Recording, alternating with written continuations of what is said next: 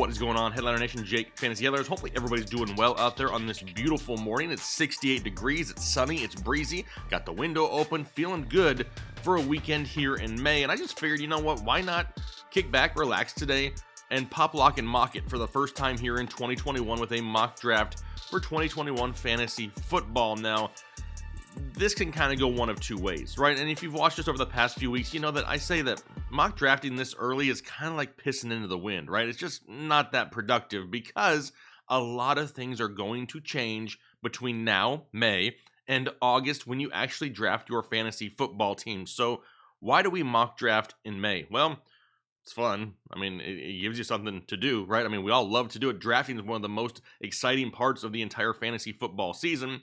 Plus, it really gets you familiar with some of the names that you may see later in drafts. We all know the big names at the top of the list, but what about when we get a little bit further down that list? I mean, we just had the NFL draft, so maybe you're familiar with some of the rookies out there, but there's also some nice veterans that we can find late in drafts that can really help, solidify a solid fantasy football roster and overall roster here in 2021. So we're not going to waste a whole lot of time. We're going to hit ourselves right into the draft room here and get ourselves a draft set up. All right, so here we go with FantasyPros.com Draft Wizard here. Got it set up for a 12-team league, half PPR for the 2021 season, the snake-style draft. I'll go ahead and just randomize the draft position here, and it'll give us number 7. So we're going to be picking from the 7th spot. I have it as 1 quarterback, 2 running backs, 2 wide receivers, a tight end. I added an additional flex spot so we can go a little bit deeper, if you know what I mean, here in the draft. Then 1 defense, 1 kicker, 7 bench spots. I'm using this so I have some time to talk through picks with you and kind of let you see what the thought process that I go through when making a pick. If there's a 30-second timer or something here, I may end up not giving you any positive information because I'm too busy trying to pick a player. So let's go ahead and start our draft here and see how it falls to us. Now, we like heavy running backs, right? I say it all the time. I'm a running back guy early. I got to get running backs because they run out super, super quick, right? Well, at the number 7 pick, you should have your choice, right? We can see right off the bat, Christian McCaffrey, Saquon Barkley, Jonathan Taylor, Travis Kelce, Dalvin Cook, and Derrick Henry were the first ones off the board, which leaves me with a mixture of Alvin Kamara, Ezekiel Elliott, and Nick Chubb. Is there any question whatsoever that I'm going with Nick Chubb here? No, nobody. Nobody expected me to pick anybody else. However, I will say, before I make this selection, this is why I like not having a timer either, I am not off the Ezekiel Elliott bandwagon. A lot of people are. And I understand why. He hurt a lot of people in 2020, but you also have to remember he lost his starting quarterback and the majority of his offensive line. That plays a part in a running game. Whether you think it does or not, if the defenses are just going to stack the boxes because they want to try to see if Andy Dalton can just beat him down the field, more times than not, Zeke is going to struggle. That's kind of what we saw in 2020. I do expect a bounce back year for Alvin Kamara. What's he going to be like with no Drew Brees? Are they going to go down the field a little bit more? Is there going to be more of a split in the backfield? That's why I have questions about Alvin Kamara, especially when somebody is as great as Nick Chubb is on the board. So let's go ahead and make Chubb our selection right here. We'll let it go through and simulate our draft picks and see what we have available. Now, interesting, right? Because a lot of running backs are off the board. Austin Eckler came off. Joe Mixon came off early second. Aaron Jones came off. Hey, Cam Akers came off at 12. Alvin Kamara, Zeke right after we selected. So now, if I were to go to the running back tab up here, we have Antonio Gibson as the best available. I like me some Antonio Gibson this year. I do. Do I love it him being my number 2? I'd really like him to be my number 3, but I don't know if he's going to make it that much further. If you go here to the overall, you can kind of see how much room do we have. See, he's not going to make it back around. So what do we need to do here? Well, there's a couple other options that I think are a little bit further down the list that have some super ridiculous upside. And I'm not taking anything away from Antonio Gibson. But J.K. Dobbins and CEH Clyde Edwards-Helaire are 2 guys that I want to own as much as I can of as of right now in fantasy football. J.K. Dobbins, no more Mark Ingram in Baltimore. We know they're going to be a run-first team. Now they've added some pass-catching weapons to really pull defenders out of the box and hopefully open up more running lanes. That's why I love me some J.K. Dobbins. Even though Gus Edwards will still somewhat be involved in this offense, we know they're going to run a butt ton in Baltimore. For CEH, he was worked into the game plan slow last year, right? It's why we were off that bandwagon. His hype got out of control, and people just started drafting him in the first round. We told everybody not to do it. It was a bad thing, right? I mean, people hated me for a few weeks, but you know what? We kind of saw it as the season progressed. They weren't 100% committed. Well, now no Le'Veon Bell, no Damian Williams, Darrell Williams. How much is he involved? I do expect to see a lot more CEH in this offense, and maybe what people were expecting in 2020 happens in 2021. That's why I'm really high on both of those guys. Plus, value plays a part, right? CEH is going to be drafted, hopefully, here in a second, as my number 3, hopefully, maybe. If he falls that far, I'm going to go with J.K. Dobbins first and hope that CEH falls. But let's go ahead and find out what happens here. A lot of people are going to be saying down in the comments, man, I can't believe you passed on Hopkins or Brown or Ridley or Jefferson. Nothing against those guys, right? Nothing. But wide receiver is so much deeper than running back. If you don't take running back early, you're going to be stuck with like Sony Michel. And I don't think anybody wants to be stuck with Sony Michel. So let's see how it turns out if I go J.K. Dobbins first. And as expected, CEH is gone. He did not make it back around to us, so now we have a mixture of Swift Carson and David Montgomery.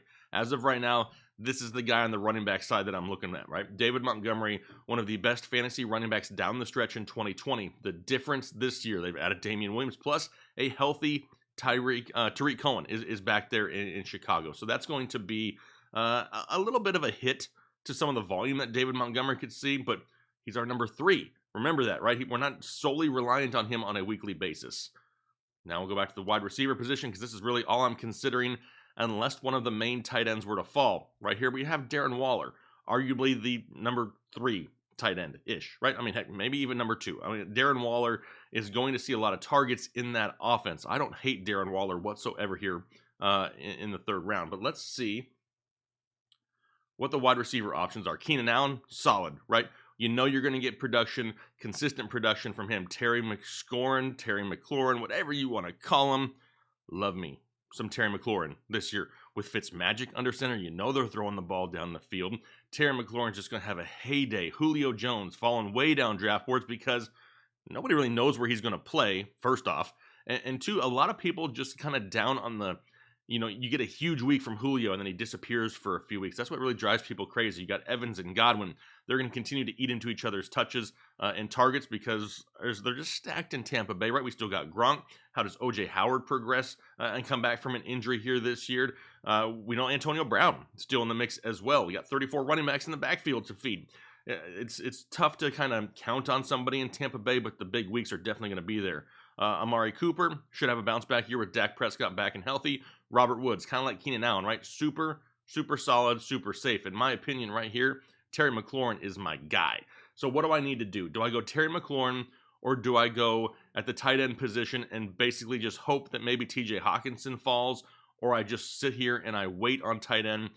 Heck, there's some names down here at the bottom that I would almost run with later in drafts and just keep my fingers crossed. I'm going to go ahead and I'm just going to see what happens. I'll play it out and I'll go Terry McLaurin here. And we'll see who's now available as it comes back to us. If Darren Waller is here, okay, he's not. I was going to say, that'd be stupid if he was here. But he's not. So TJ Hawkinson is here. I don't mind TJ Hawkinson whatsoever this year. Why is that? Who the hell is going to get targets in Detroit? There's nobody, in my opinion, better in Detroit as far as TJ Hawkinson goes this year. I think the guy could absolutely soak up some targets at a position that's pretty thin, right? So the biggest question comes in, do we want to go with a safer play in TJ Hawkinson, or is there somebody better at the wide receiver position or running back position that really, strikes our fancy here a little bit? Our overall roster as of right now, Nick Chubb, J.K. Dobbins, and Terry McLaurin. I'd really like to go running back because they're going to start dwindling away. Chris Carson, no Rashad Penny, so that's a good thing, right? I mean, how involved is DJ Dallas? That's a question mark. I mean, they brought back Chris Carson. They say they want to run more. Chris Carson would be our number 3. I don't hate that whatsoever. Josh Jacobs, I don't know. Not with Kenyon Drake in town, that worries me. Kareem Hunt, a super solid addition, but I already have Nick Chubb, which isn't a bad handcuff, but whoever I draft here, more than likely I'm going to have to start on a weekly basis, and I would prefer not to start both Hunt and Chubb if I don't have to. Now, obviously, there's going to be games where, yeah, that's not a bad call, but I don't want to plan on that before the season even starts. Myles Gaskin, huge bump in volume after Miami not really taking an early round running back there in the draft. Melvin Gordon lost value with Javonte Williams. Travis Etienne, he's going to split with James Robinson and Carlos Hyde. Chase Edmonds has James Conner to worry about. Plus, they added Rondale Moore. Could Rondale Moore in the slot take away some of those short receptions that we saw Chase Edmonds get last year? Raheem Mostert, they drafted Trey Sermon. I like me some Trey Sermon. I would rather draft Trey Sermon late in drafts than reach for Raheem Mostert. We just talked about James Robinson here, Mike Davis. Yeah, now we're getting way too far down the list. So really, for me, it becomes between Chris Carson, we got DJ Moore, CeeDee Lamb, Adam Thielen. Adam Thielen's super safe, right? We know kind of what we're going to get. The touchdown upside will be there. We know Justin Jefferson's kind of going to be the guy going forward. Kenny Golladay in New York has a lot of other weapons to share with. Deontay Johnson, he's got weapons to share with too. And how long does Ben Roethlisberger's elbow ligament hold up? Because if it doesn't hold up very long, Pittsburgh going to be scary in a bad way. Cooper Kupp, I don't hate whatsoever with Matthew Stafford, Brandon Ayuk, Tyler Lockett, OBJ, Odell Beckham, who I think he has a bounce back year, not a huge year by any means, but obviously he should be fantasy viable for the most part. DJ Moore, does he take a hit with Sam Darnold as his quarterback? Because now Robbie Anderson and Sam Darnold, they have past chemistry from their New York Jets days. They just drafted Terrace Marshall Jr. His offensive coordinator in college was Joe Brady, who's the offensive coordinator in Carolina. There's just a lot of question marks there, and I think DJ Moore takes a slight hit. For me, it's really between Adam Thielen and Chris Carson. I got to go with the running back, right? Because if I don't, I got a lot of question marks afterwards. So let's go ahead and take Chris Carson. What do we got next? We'll go back to the wide receiver, and perfect. We were really going between Thielen and Carson, right? Well, Thielen is still sitting here right now. If you look at our roster, we got Nick Chubb, J.K. Dobbins, Terry McLaurin, Chris Carson filling that first flex spot. And now we can go with a super safe Adam Thielen here coming up next. Like I said, I think Justin Jefferson's the higher ceiling play in that offense, but Adam Thielen's still going to get you that solid consistency in that offense and really give you a solid wide receiver group, even though you went heavy running back early. Let me go back here to the All tab. See what we got. Kareem Hunt still sitting on the board. I love to see that. Now I'm not as reliant on him anymore, right? Because if anything, he'd be my second flex spot. If you look at the roster, he'd be the second flex if needed, which is not bad. TJ Hawkinson, one of the top tier tight ends, still available here, and the amount of targets he could see could be huge. Mark Andrews, the same can pretty much be said with him, right? They added Rashad Bateman. We know about Hollywood already there. We know they're a run-first team, but they want to throw more. Does that mean that Mark Andrews sees more targets and sees more volume, sees more production? Entirely possible. But I don't know if I want to risk it as much with him instead of taking the safer bet right here with TJ Hawkinson. So I'm going with my tight end and TJ Hawkinson and taking care of that. Now we will come back. Roster looking like Chubb, Dobbins, McLaurin, Thielen, Hawkinson, and Carson. Now, this is the time where I start looking for my quarterback. I have the core of my running back, wide receivers, and a flex made with a tight end in the mix also. I can look back at the quarterbacks and say, hey, if I got somebody here that I really like, now is the time I can pull the trigger a little bit early. Russell Wilson, super safe, right? I mean, super safe. We could pair him up, kind of stack with Chris Carson a little bit, really capture the offense of Seattle. Is it going to be consistent? Look what happened last year. Russ was like the MVP the first half of the season, completely disappeared the second half of the season. Are they going to be more consistent for all 17 this year? That's something to pay attention to. Aaron Rodgers. I mean, obviously everybody wants the MVP a little bit, right? But where the hell is the MVP going to be playing football next year? It doesn't sound like it's going to be in Green Bay. He does not sound happy, but it's something we need to pay attention to. What about Justin Herbert? Because I'm feeling fancy, of course. Now, Justin Herbert is somebody who we had high in our rankings all last year. A lot of people didn't think Herbert would come out and do what he did, and honestly, I mean, we didn't either, not to that level. But Justin Herbert now, coming into this year, he loses, Hunter Henry, but he gained Jared Cook. So it's not like he lost a whole lot, and we saw him put up some big name numbers with some big numbers with some low-level names, something like that. But Justin Herbert has that super high ceiling on a weekly basis.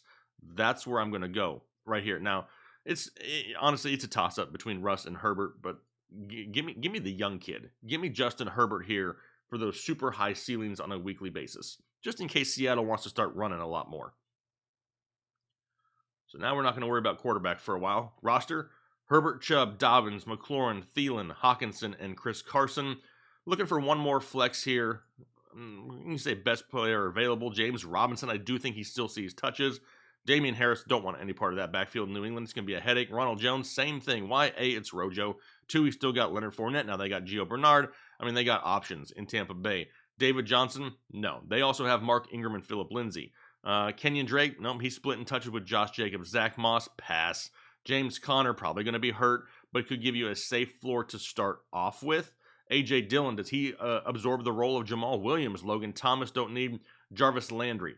Jarvis Landry is somebody that I would consider because of the PPR upside, right? This is a half PPR league. Jarvis going to go out there and get you 90 balls. Like, he's going to get it. Like, that's what he does on a yearly basis. And as my second flex, gives me a safe play on a weekly basis. Kyle Pitts.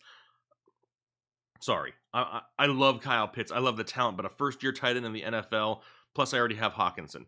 Same thing for Tunyon. Singletary, not buying into. They're not going to run a whole lot. Right now, the running back one in Buffalo is Josh Allen. Let's see here. Gesicki, Brady, Hines, Pollard, Burrow as a quarterback 2. Yeah, but it's not going to happen this early. Corey Davis could see some huge volume in New York. Let's see. Devontae Parker, he loses value with Jalen Waddle and Will Fuller now in town. So we're not going this far down. So really, for me, James Conner becomes an option, right? Do I love it? No. Jarvis Landry, in my opinion, is probably going to be a little bit safer in a PPR-style scoring format. I don't want to go too heavy Brownie. I do have Chubb already. However, I love the offense of the Browns this year. So to have part of their running game and part of their passing game locked up, I don't hate whatsoever. So give me some Jarvis Landry. Give me some juice. Coming back around. What do we have? The roster: Herbert, Chubb, Dobbins, McLaurin, Thielen, Hawkinson, Carson, and Landry. And now we're just trying to fill a bench, right? We're trying to fill a bench with some potential upside. We're looking for some high-level handcuffs, some guys who still have weekly value. That's what we're looking for. Kenyon Drake sitting here as he would be my what? He would be my running back 4. I don't hate that. Josh Jacobs can't stay healthy either. If he goes down, Kenyon Drake sees a buttload of work.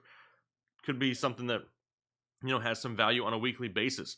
And especially when you look around what else is around him. Corey Davis, hopefully, what does Zach Wilson look like? Do they really turn things around year 1 in New York? I mean, it is without Adam Gates. It's possible. Devontae Parker, Irv Smith I like, but I could go with Gus Edwards, and I could handcuff J.K. Dobbins because Edwards is still going to have volume on a weekly basis, but I really don't want to draft a handcuff this early. Tariq Cohen, Jamal Williams could see some touches in Detroit. I mean, there's really nobody here that's going to stand out. I do like me some Michael Pittman, some Mike Williams. I could pair Mike Williams with Justin Herbert at times, but I think they're going to make it around another round. So I'm going to gamble here a little bit. Kenyon Drake is still going to touch the ball on a weekly basis, and he's my number 4 running back. Gives me some depth, and if anything were to happen to Josh Jacobs, I can go ahead and slot him in as a low-end fringe RB1. But yeah, for Kenyon Drake is my number 4. He's somebody who I could throw at my flex spot. He could get me 7-8 points, and I'd be okay at a moment's notice. Go back to the roster here. We got we got Herbert, Chubb, Dobbins, McLaurin, Thielen, Hawkinson, Carson, Landry, and now Drake on the bench. Back to the wide receiver position because we're looking for that depth. I said we have some guys available down here with Michael Pittman Jr. and Mike Williams. Do we want to pair up Mike Williams with Justin Herbert at times in good matchups? I don't hate that whatsoever. Michael Pittman Jr. is somebody who I love in Indianapolis. He could be that red zone guy for Carson Wentz and the Colts. T.Y. Hilton back in the mix. Is Paris Campbell healthy? There's other question marks there. Pittman is the best option, but where does Wentz look is the question. We know Mike Williams has that big play ability. We know that Justin Herbert's looking for big plays, and we can stack him at times. Give me Mike Williams as some wide receiver depth. All right, next, moving on. So now we got a running back, a wide receiver there on the bench. I got some tight ends late that I would like to focus on. I don't really want to focus on Gronk with O.J. Howard potentially being back. Henry and Smith, they're eating into each other's value. Never been an Evan Ingram fan whatsoever. So that's not going to happen. Irv Smith, I do think, has some potential. Already have Adam Thielen. Don't know if I want 2 members of that Vikings passing offense. because of the weeks when they really go heavy run and Dalvin Cook gets 30-plus touches. It may hurt at times if he's in the lineup.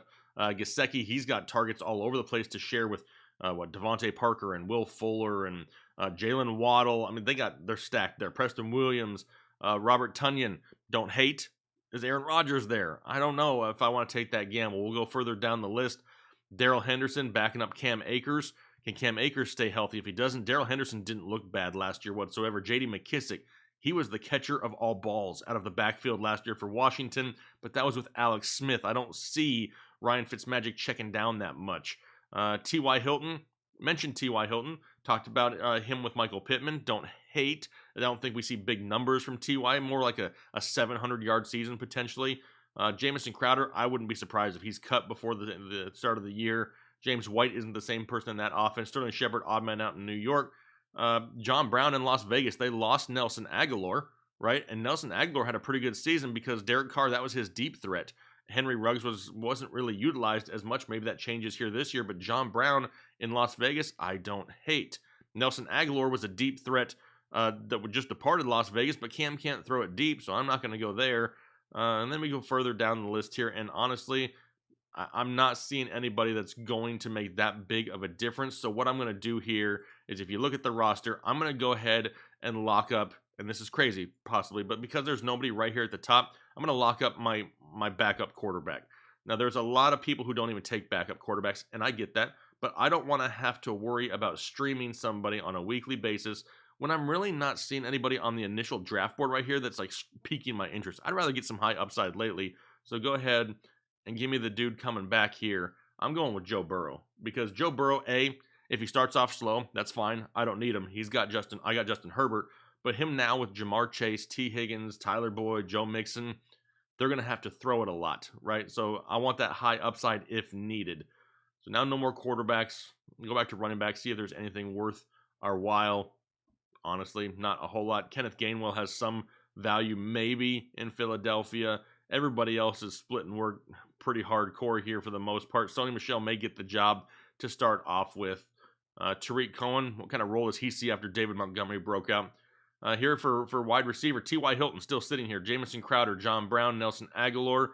All those guys could be decent bench fill-ins. Honestly, I like me some Emmanuel Sanders in Buffalo, right? No John Brown in Buffalo. John Brown played pretty well. Emmanuel Sanders could fill that vet role. Josh Reynolds, another name I'm looking late in drafts, because who are the options to throw to in Tennessee outside of A.J. Brown?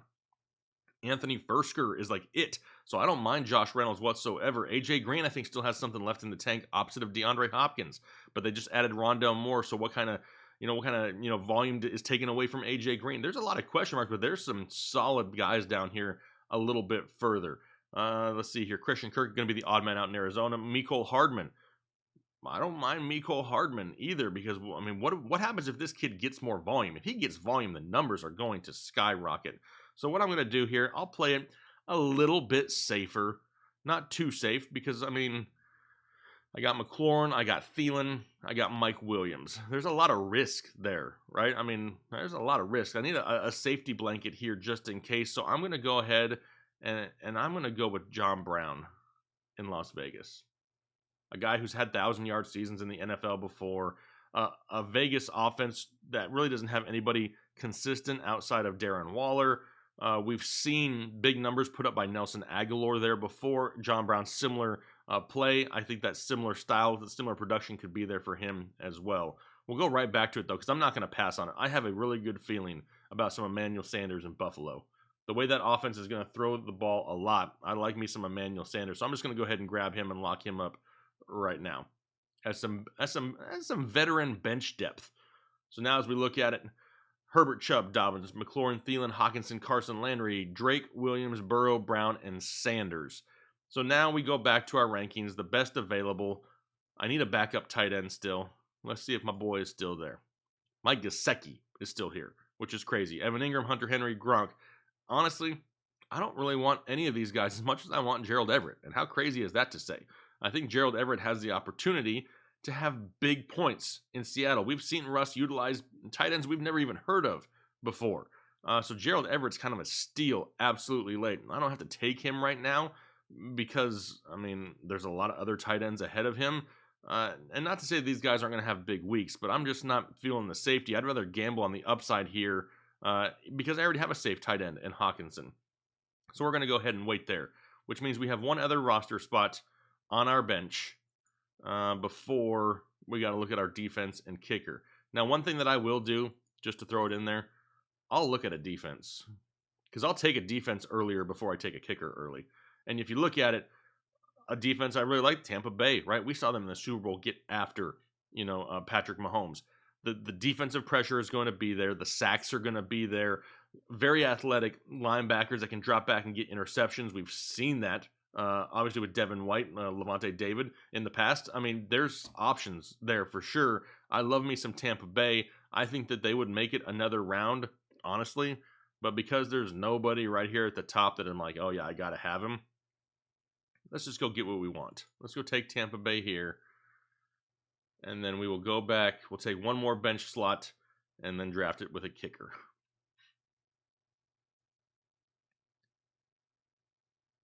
All right, options here. Running back, Sony Michel, Carlos Hyde, Benny Snell. Yeah, a whole lot of, right? Not a lot. I really don't hate. Is it crazy that Todd Gurley's like undrafted nowadays? It's totally crazy. Dude was like a beast just a couple, and Le'Veon Bell. A couple years ago, total beast, total disappearance now. Damian Williams in Chicago, no. I would rather, if I'm going to take a risk on something, man, there's no other risk to really be taken right now. Let's just see what's at the wide receiver position. Slayton, he's got some high upside. Brashad Perryman could be somebody else, but I don't want him and Hawkinson. AJ Green still available. And you know what? Let's go with old man AJ Green. Let's see what he's got left in the tank in Arizona. Opposite of DeAndre Hopkins, not going to have a lot of defensive attention. He's well rested. We know that. So yeah, coming off 100 targets last year. Well, let's do that. Let's go ahead and lock up AJ Green. What if AJ Green bounces back? He's going to be a league winner for some people. Last thing we got here. Anybody? We know there's no running backs. Brian Edwards is a name that I like late in drafts in Vegas. I already got John Brown, though. Terrace Marshall Jr. is somebody who I think could see some huge volume right away in Carolina. Kadarius Toney splitting with too many people. Deshaun Jackson will do good week 1, and then he'll disappear. Russell Gage has got too many people to share with, and there's not a whole lot of great options left. Not going with another tight end. Let's just go ahead and go with, let me go down here, James Washington. Let's take a rookie. Let's take a rookie with some upside. Let's go Terrace Marshall. And then we're going to end it with a kicker. And here's the deal. After you select a kicker here, my roster is complete. It'll finish the draft, and it's going to spit out a grade on the screen. Those grades don't mean squat. You know what I mean? And here's the reason why. You get a higher grade if you always select the guy on the top of the list. Do you ever draft by just drafting the guy on the top of the list every time? No, you don't. So don't put anything into draft grades. Look at your overall roster and tell yourself, hey, am I happy with this? Do I have a good mixture of upside and safety? That's all that really matters, right? Draft grades are thrown out the window like right after they're given. So don't put too much stock into that. So now we need our kicker. I mean, dude, this dude right here, Rodrigo Blankenship, looks like Taylor, who does our editing. Taylor may be slightly more manly. However, still, they look similar. Taylor's my boy. Taylor's a big member of this team. So you know what? Respect. So here we go. It'll finish out the draft. It gives us a C, 73 out of 100, but piss on it. I don't care what they say. Look at the overall squad. Justin Herbert, Nick Chubb, J.K. Dobbins, Terry McLaurin, Adam Thielen, T.J. Hawkinson, Chris Carson, Jarvis Landry, the Bucs defense, Rodrigo Blankenship, with Drake Williams, Burrow Brown, Emmanuel Sanders, A.J. Green, and Terrace Marshall on the bench. Overall, in my opinion, a super solid squad. Am I totally pumped with my running backs? I wish some bigger names would have fallen, but I do think the upside is absolutely huge for J.K. Dobbins. He has top 12 upside. We know Nick Chubb's going to finish inside the top 12. Back-to-back, top 12 running backs, I don't hate that whatsoever. For Terry McLaurin, more of the higher ceiling. Adam Thielen, more of the safer floor, right? A decent mixture with some good bench depth at the wide receiver position at Jarvis Landry. Mike Williams, could pair him up with Justin Herbert. I like some John Brown, some Emmanuel Sanders, some A.J. Green, some Terrace Marshall. We got a lot of wide receiver options on our bench. We kind of waited on them in the draft for the most part, but I still think we have an overall solid group. at least enough to put together the first few weeks, and then you start playing the waiver wire, you start playing against matchups. It's great. Joe Burrow to back up Justin Herbert, huge upsides there. I honestly don't hate this team whatsoever. And it's fun to start doing this, right? It's May. Like I said, it's a beautiful day. Just kick back, relax, and doing some mock drafts. And really the important thing here is just to see where the names fall, right? There's no reason to get butthurt over a mock draft. You're just seeing how the pieces fall. And the more you do them, the more you start to realize, all right, I can wait a little bit here on this guy. I can wait a little bit more here on this position. And then things just get a little bit easier. But if you don't mock draft and you walk into your draft knowing nothing, you're going to be lost. So make sure you take advantage of some of these tools. We'll be doing mock drafts all off season, and they're going to change, right? We'll do different scenarios. We'll go wide receiver heavy, running back heavy, tight end premium, 4 flex spots, super flex. We'll go all kinds of things here this offseason. So make sure you hit that subscribe button. We have a lot of fun doing this, and we're always looking forward to talking back and forth with you guys as well. If you got questions, leave them down below in the comment section. We look forward to hearing from you, and we'll talk to you later.